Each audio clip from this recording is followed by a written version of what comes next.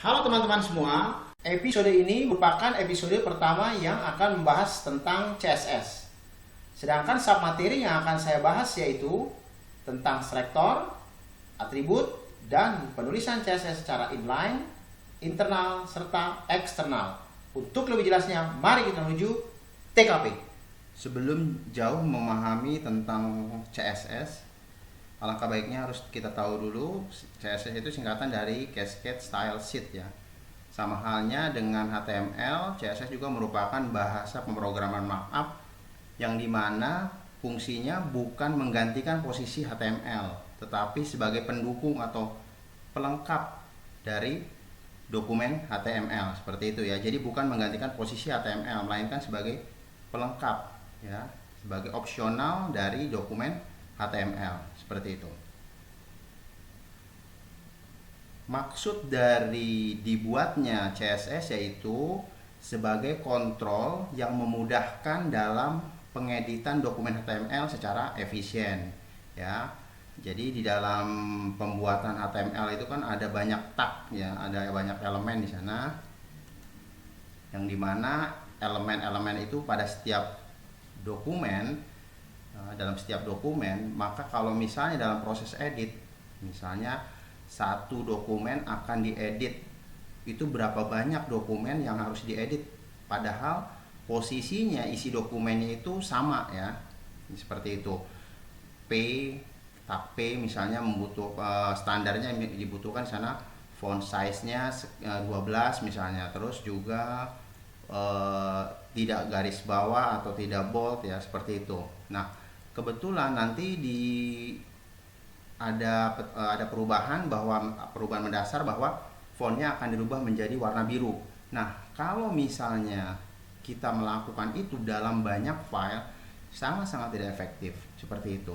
Maka diperlukanlah suatu konsep CSS yang dimana hanya untuk mengganti satu file CSS saja, nantinya misalnya yang tadinya warnanya hitam dijadikan biru, yang untuk seluruh paragraf di 10 halaman misalnya, otomatis dia akan berubah semua.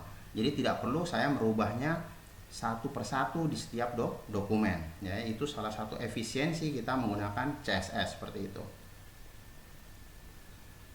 Dan juga tag-tag HTML itu yang banyak dalam satu halaman itu akan memperlambat proses loading ya, dan terus juga dokumen akan terlihat kotor ya. Maka itulah CSS ini diciptakan untuk memaksimalkan dalam proses editing secara efisien dan juga loading filenya lebih cepat dibanding dengan banyaknya tag HTML seperti itu. Nah, yang sekarang, yang sebelum kita masuk ke pembahasan berikutnya juga, kita akan bahas juga bagaimana penulisan CSS itu sendiri ya. CSS itu penulisannya terdiri dari selektor dan atribut ya. Jadi ada selektor dan atribut ya. Selektornya ini dibagi menjadi 3 bagian ya. Ada 3 bagian di sini. Ada yang selektor diambil dari elemen HTML, misalnya paragraf, heading, body, table, dan seterusnya, image ya. Nah, ada juga selektor yang diambil dari ID ya. Jadi ada selektor yang diambil dari elemen HTML, ada selektor yang ditetapkan berdasarkan ID atau diambil dari ID, juga ada selektor yang ditetapkan atau dibuat berdasarkan kelas ya, seperti itu. Jadi ada 3 bagian dalam pembentukan selektor ya. Nah, di setiap selektor ya, di setiap selektor itu memiliki atribut-atribut tertentu. Misalnya atribut font size, font family, border, dan seterusnya. Itu merupakan atribut atau properti yang dimiliki setiap selektor ya. Dan setiap properti atau atribut memiliki nilai-nilai tertentu sesuai dengan properti atau atributnya masing-masing ya. Oke ya, sekarang saya akan membuat contoh penulisan sintak CSS ya, seperti ini. Style dimulai dari tag style ya, type ini, sama dengan text slash css. Nah, seperti ini. Diakhiri dengan penutup slash style. Nah, seperti ini. Nah, baru di sini di antara style dan slash style ini baru kita tetapkan selektor dan atributnya. Misalnya saya buat selektor dengan mengambil elemen HTML P misalnya, paragraf ya. Ini saya tetapkan begini. Font size ya, titik 2 24 px misalnya. Terus color blue. Font weight misalnya saya bikin tebal di sini, bold. Nah, kalau saya mau mengakhiri penulisan atribut, boleh ditetapkan dengan titik koma atau tidak ya, bebas.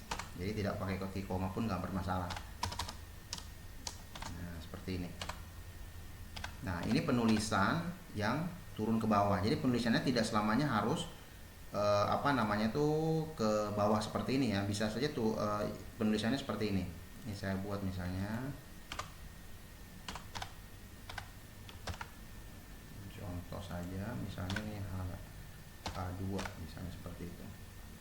Nah, ini bisa seperti ini. Nah, ya, ini bisa seperti ini. Jadi boleh penulisannya. Ya, seperti ini. Oke, saya jelaskan dulu ya. P H2 ini yang dimaksud dengan selektor ya.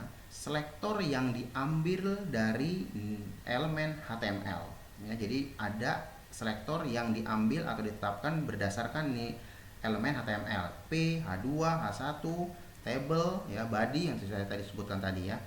Nah, mana yang dimaksud dengan atribut? Atribut ini font size, color, font, strip weight. Nah, ini merupakan atribut ya. Sedangkan nilai dari atribut yaitu ini, font size titik 2 24 px ya kan, color titik 2 blue, font strip weight bold, seperti itu. Jadi kalau kita ini kan kita terangkan secara hierarki, secara utuh, pemisah antara selektor dengan selektor yang satu dengan selektor yang lainnya yaitu dipisah antara kurawal buka dan kurawal tutup, seperti itu. Nah, lalu pemisah antara atribut ke atribut yaitu dipisah dengan titik koma, seperti itu ya. Sedangkan pemisah antara atribut dengan nilainya yaitu dengan titik 2 ya, seperti itu. Nah, berarti di sini saya menetapkan selektor berdasarkan elemen HTML. Nah, tadi saya bilang dalam menetapkan selektor itu terdiri dari 3 ya. Ada yang diambil dari elemen HTML ya, definisi kelas dan juga ID ya. Nah, ini contohnya misalnya kalau saya tetapkan berdasarkan kelas ya. Kalau kelas kita mulai dengan titik. Nah, seperti ini. Titik ya, misalnya saya buat misalnya di sini C1 misalnya. Saya buat di sini, ininya saya ambil sama aja nilainya.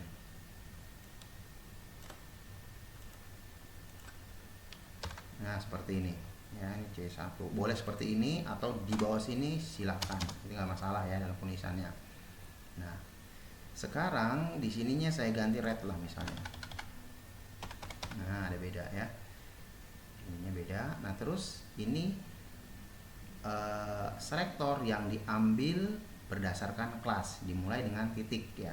Nah, sekarang saya buat lagi selektor yang diambil berdasarkan kelas. Nah, ininya dimulai dengan tanda crash seperti ini. Ini misalnya saya bikin green lah beda. Nah, seperti ini ya. Oke, setelah terbentuk sintaks seperti ini, bagaimana penerapannya dalam dokumen HTML? Itu permasalahannya ya. Jadi permasalahannya bagaimana menerapkan ini dalam dokumen HTML. Karena ini kalau disimpan saja, ini tidak akan tercetak. Misalnya saya simpan ya, ini sebagai contoh saya simpan dulu, save as, css 02.html. Misalnya saya buat seperti ini.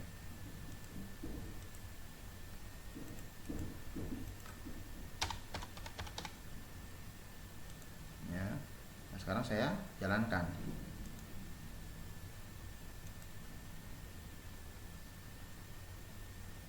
Nggak ada apa-apa, hanya lembar kosong seperti itu ya, karena belum ditetapkan di dalam dokumen HTML itu apa ya, apa berupa halaman, P, paragraf, teksnya apa, dan ini belum ada ya, maka itu kita harus tetapkan di sini. Misalnya saya tetapkan P. Nah, berarti ada kesamaan ya, kesamaan elemen P dengan selektor P ya, ada kesamaan. Berarti nanti nilai-nilai ini akan diterjemahkan setiap kita menemukan elemen P pada dokumen HTML ya. P misalnya ini contoh CSS misalnya /P. Berarti nanti contoh CSS nilainya mengikuti selektor yang ada pada type CSS ya. Font size 24 px, colornya biru, font weight-nya bold. Coba kita simpan ulang. Kita coba di sini. Nah, seperti ini ya. Jadi dia langsung berubah contoh CSS seperti itu. Karena ada kesamaan antara selektor pada CSS yaitu selektor P dengan P di sini paragraf ya. Ini tidak masalah ya kalau misalnya di sini saya kasih besar, huruf besar, huruf kecil nggak masalah. Ya.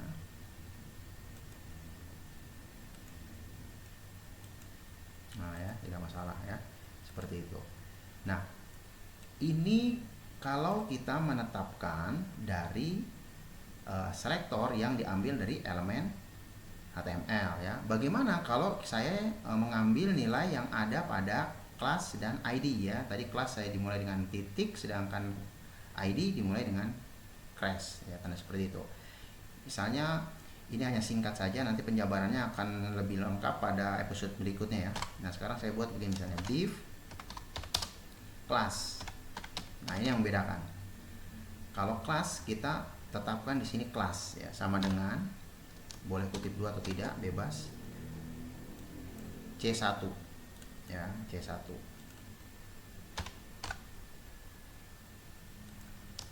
Ini misalnya contoh kelas misalnya. Div save ya, kita simpan. Nah, ya, contoh kelas ya, di sini mengikuti ya atribut yang terdapat pada C1 yaitu 24px red. Nah, kalau misalnya kita ke ekstrim kita ganti, nah, ini jadi 60 misalnya ya. Benar-benar berubah nggak 60px, berarti lebih besar ya harusnya. Nah, ya, seperti itu ya. Ini berdasarkan kelas. Nah, sekarang yang kita tetapkan berdasarkan ID.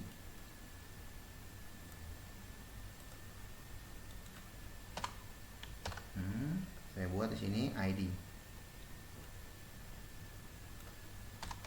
Oke, save.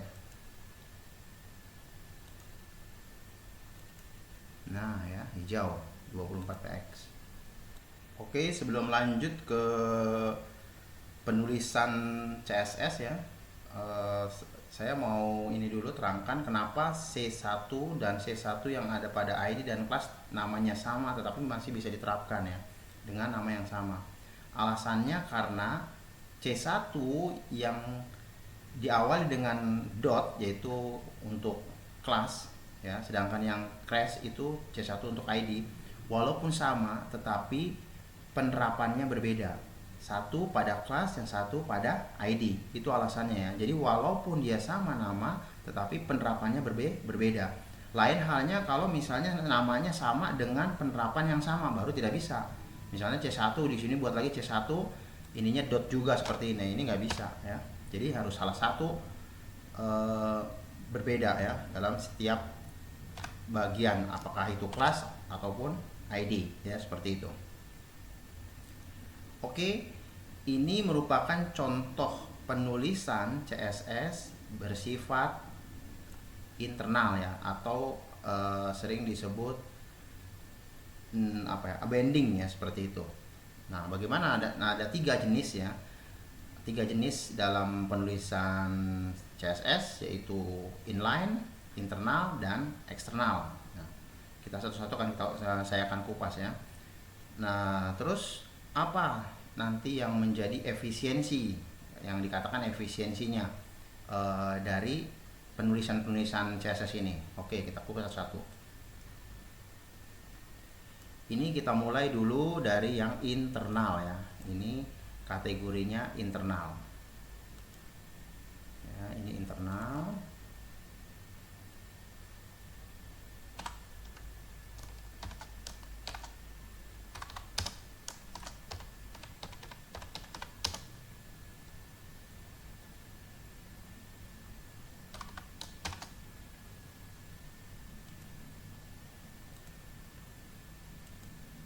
Nah, ini internal ya. Kita buat perbandingan tanpa adanya CSS internal ya. Saya buat di sini file new. Langsung saya masukin p font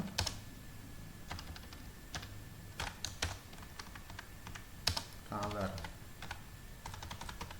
sama dengan blue, size sama dengan 2, misalnya 6. Kalau HTML tidak mengenal px ya, paling besar 6, setuju kan.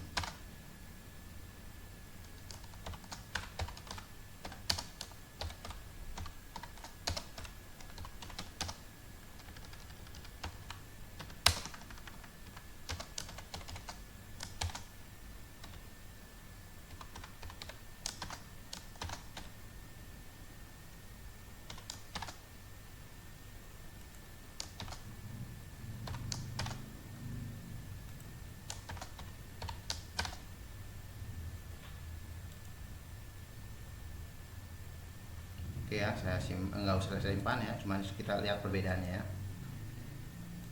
Perbedaan yang mendasar pada file css02.html ini ya, yang menggunakan penulisan internal CSS, semua atributnya itu ditetapkan pada area CSS-nya ya, berdasarkan selektornya ini ya. Sedangkan di area badinya ya, ini terlihat bersih karena karena kedudukan CSS itu di antara head dan head. Misalnya seperti ini ya, kedudukan sebenarnya head/head. Nah, seperti ini. Nah, seperti ini. Nah, di sini di bagian badinya ini saya infokan supaya jelas, badi. Nah, di area badinya ini terlihat hanya tulisan P ya, tanpa melibatkan banyak elemen HTML. Ini akan memiliki kemampuan yang berbeda saat loading ya. Jadi saat loading ini akan lebih cepat dibanding yang penulisan seperti ini ya, karena ini terlalu banyak tag di sini, font, color, blue, size 6, b/b dan seterusnya. Oke ya, sekarang kita copy, misalnya kita copy ini, saya copy ini ya, dan kita bagi 3 paragraf. Nah, seperti inilah misalnya. Ini misalnya CSS 1, di sini CSS 2, sini CSS 3, misalnya setiap paragrafnya berisi seperti itu. Nah, sekarang misalnya saya mau merubah semua aturan pada paragraf, yaitu colornya berwarna hitam ya. Coba bayangkan andai kata ini teks ini bukan hanya sekedar ini, tapi banyak sekali setiap teks. Berarti saya harus rubah di sini satu persatu. Black.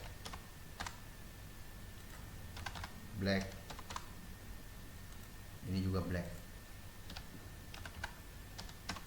Nah, ini walaupun baru dalam satu dokumen ya, terlihat sekali konsep yang tidak menerapkan CSS jelas-jelas sangat tidak efektif atau kurang efisien ya. Jadi hanya untuk mengganti black seperti ini saja harus ada 3 paragraf yang harus kita rubah. Kalau andai kata dalam satu halaman itu saja mungkin lebih dari 3 atau 10, berarti harus kita ganti 10 dari blue menjadi black. Itu kalau misalnya teksnya sedikit, kalau banyak coba bisa dibayangkan seperti apa. Nah, dan juga pasti akan lebih lambat ya pada saat loading, semakin banyak tab-tab seperti ini. Beda halnya dengan ini. Andai kata saya ini contoh, saya copy ya. Saya copy. Ini misalnya CS1, sini CS2, CSS3, CSS4. Saya mengganti misalnya dengan aturan bahwa setiap paragraf itu menjadi warna hitam. Saya cukup ganti ini sekali. Nah, seperti ini. Ya. Otomatis tulisan-tulisan di sini akan berubah semua menjadi hitam. Kita cek. Nah, andai kata ada regulasi baru misalnya di ini perubahan, misalnya diganti jadi green, ya udah cukup ganti di sini. Green misalnya. Seperti ini. Terus misalnya mau ditambahkan teks line-nya misalnya di kanan, di tengah misalnya, center seperti ini misalnya, ya sekali. Nah, seperti ini ya. Andai kata ini diberlakukan di setiap paragraf, sangat merepotkan. Untuk di tengah misalnya saya buat di sini line center, coba tambah lagi, ini juga harus jadi line center lagi seperti ini. Sangat-sangat memakan waktu yang lama dan tidak efektif dalam bekerja ya. Itu alasannya kenapa harus menyertakan CSS pada dokumen-dokumen HTML. Itu masalahnya. Ini efektivitas hanya satu dokumen ya, dengan menggunakan konsep penulisan internal ya. Nah, seperti itu. Ini sudah kelihatan ya, sangat efektif ya. Nah, sekarang kita bahas dengan yang konsep inline dulu ya, inline. Saya buat yang inline. Saya buat di sini file baru menggunakan yang inline. Inline seperti ini. P style sama dengan font size. Ini saya ini dulu tulis ya supaya tahu nanti. Inline. Nah, seperti ini. Misalnya 36 px ya, titik koma, misalnya text line titik 2 center, terus font text decoration misalnya underline.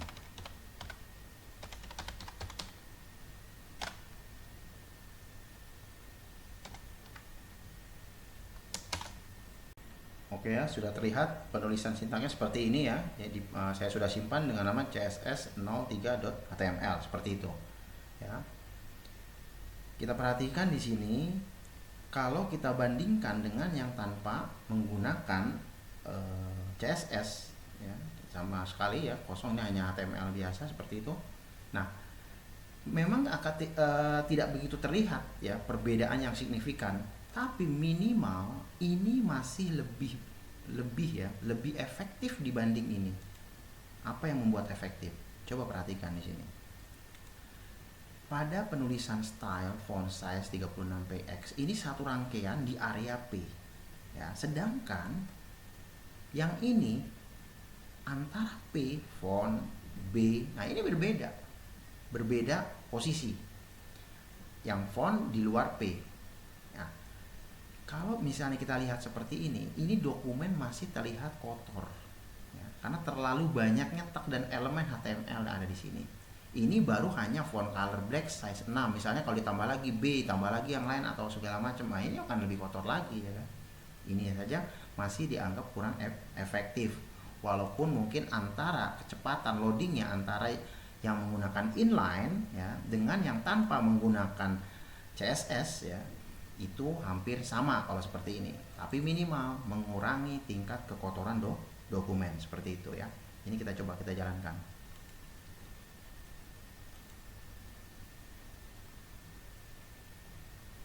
Nah ya seperti ini.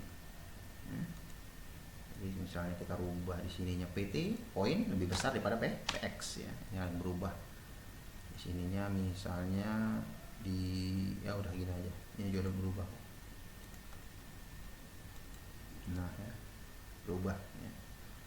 Terus yang kedua, penggunaan font size juga pada CSS itu tidak terbatasi. Bisa menggunakan pixel, point, sentimeter dan seterusnya. Sedangkan ini tidak ada ketetapannya, hanya menggunakan 1 sampai 7 itu aja. Jadi tidak tahu apakah itu px atau sentimeter atau apa ya. Nah ini dia kelemahan pada penerapan font size pada HTML seperti itu ya. Jadi tetap walaupun apapun ini masih lebih efektif. Nah, jadi permasalahannya kapan kita harus menggunakan yang internal ya atau yang inline. Nah ini jadi masalahnya begini ya. Kalau misalnya di sini misalnya saya menggunakan P ya, saya menggunakan P di sini, semua default P ya, kedudukan P ya, paragraf itu menggunakan standar ini ya, 24 px green bold center.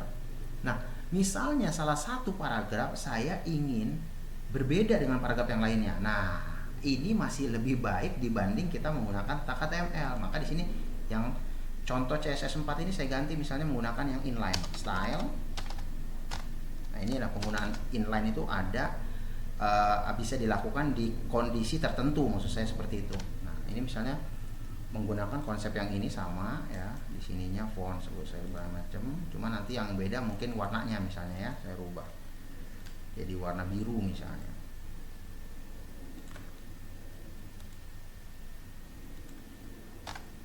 Nah, ininya saya ganti warna biru, blue. Nah seperti ini ya. Terus mungkin di sini tidak menggunakan bold misalnya. Di sininya saya bikin di tidak ada bold, nggak apa-apa lah ya, ini nggak masalah. Nah misalnya begini ya, ini saya simpan, kita coba ini CSS2.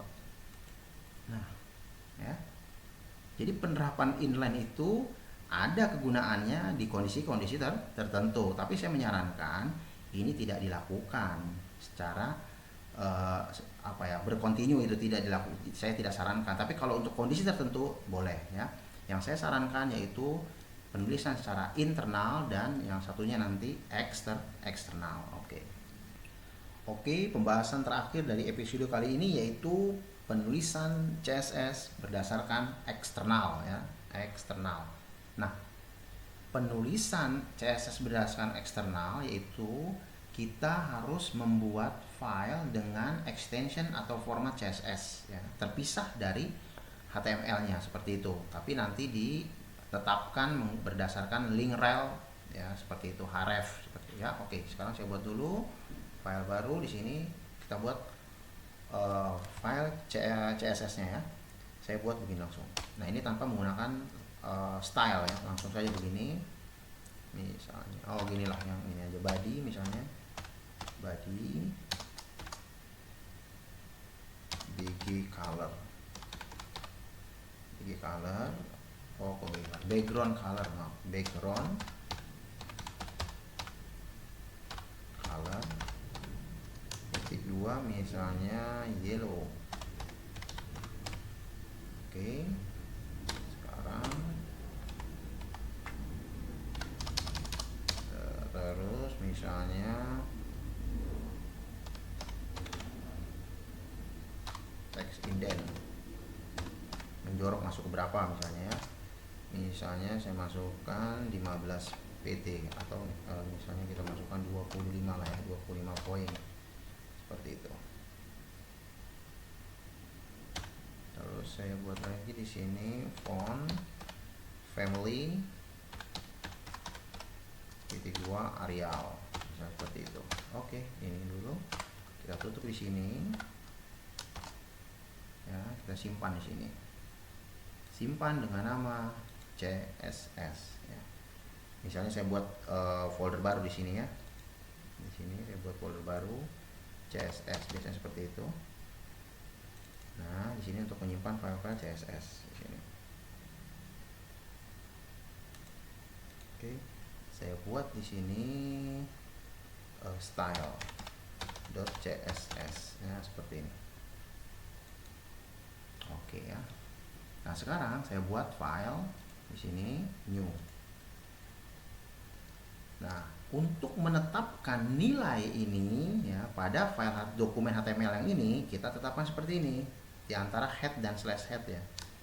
Di antara head dan slash head saya buat ini. Head slash head. Sebenarnya nggak, ini juga nggak masalah, nggak ada head dan slash head terus ini nggak masalah. Cuman supaya nanti kalian paham posisi penempatan link relnya. Link segini. Rel relations ya, dari situ singkatan dari relation sama dengan style sheet. Oke. Href sama dengan terletak pada CSS ya, ininya style.css. Oke. Seperti begini. Ya, sekarang saya buat body di sini. Body. Oke, cukup. Terusnya saya buat sini slash body. Nah, ini saya buat teks misalnya di sini ada.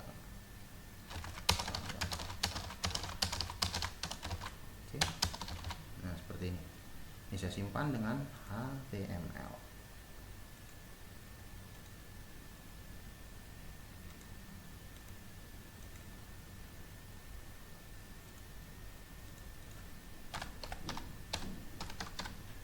Nah, seperti ini.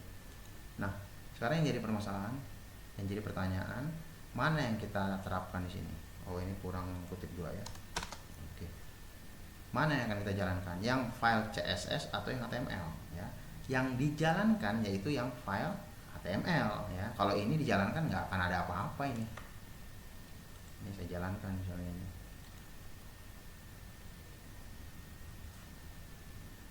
Hanya tulisan seperti ini yang keluar ya. Jadi bukan yang file CSS-nya, melainkan yang HTML-nya. Kita jalankan ini. Oke ya, ini hasilnya ya, terlihat di sini warna backgroundnya kuning ya, sesuai dengan apa yang ditetapkan pada file CSS ini ya. Background color yellow, text indent 25 poin ya. Jadi masuk dia ke dalam di sini, masuk ke dalam 25 poin seperti itu ya. Terus juga di sini font family-nya Arial ya, sudah ya, sama persis. Nah, kalau sudah seperti ini, sekarang kita akan kupas efisiensi ya, kita akan kupas efisiensi. Andai kata saya menggunakan file ini, yang ini ya, saya buat di sini, ini saya potong. Oh, tunggu, ini akan kurang terlihat karena kalau body. Oke, nggak masalah body juga. Oke, saya buat di sini. File new baru. File new baru. File new baru. File new baru. Oke. Misalnya perhatikan ada 4 file seakan-akan ya. Ini misalnya file 1.html, file 2.html, file 3.html, file 4.html, seperti itu ya. Nah, sekarang di sini misalnya kita samakan bg color. Bg color sama dengan yellow lah, misalnya seperti itu. Nah, di sini dia tidak bisa menggunakan font ya. Font size-nya di sini nggak bisa. Di sini harus kita tetapkan begini, font. Nah, ini kan masuk ke paragraf nantinya font ya di sini. Font family misalnya, font face sama dengan Arial. Nah, seperti ini. Ini saya tutup misalnya ya, /font. Oke, ini saya copy karena ini sama. Ini saya copy. Ini saya copy. Ini saya tidak perlu simpan ya, tapi ini anggap ini merupakan file-file HTML ya, yang berbeda-beda. seperti ini. Oke, misalnya warna backgroundnya ini ya, dari setiap file-file ini akan saya ganti ya menjadi warna hijau misalnya ya, seperti itu. Ini kan kuning semua. Nah, pergantiannya tidak pada file-file HTML-nya, melainkan pada file CSS-nya, yaitu style di sini. Ini cukup saya ganti green. Ya, green saya ganti seperti ini. Satu kali pergantian, maka file-file yang ini akan berubah semua. Nah, ya. Ini juga. Nah, ini juga. Ini sangat-sangat efektif. Jadi merubah hanya file CSS-nya, semua dokumen-dokumen HTML-nya yang lain akan berubah. Coba, andai kata ini kita lakukan di file-file yang tadi saya belum kasih nama. 2, 3, 4 ini. Ini anggap misalnya file 1 HTML, file 2 HTML, file 3 HTML, file 4 HTML. Seandainya saya mau ganti backgroundnya saja menjadi green, berarti di setiap ini halaman saya harus ganti green. Di sini juga saya harus ganti green. Terus dan terus seperti itu. Kalau hanya 2, 3 nggak masalah. Tapi kalau banyak file, bayangkan bagaimana tidak efektifnya. Dan mungkin ada yang tidak sampai sekali berubah ya. Itu masalahnya ya.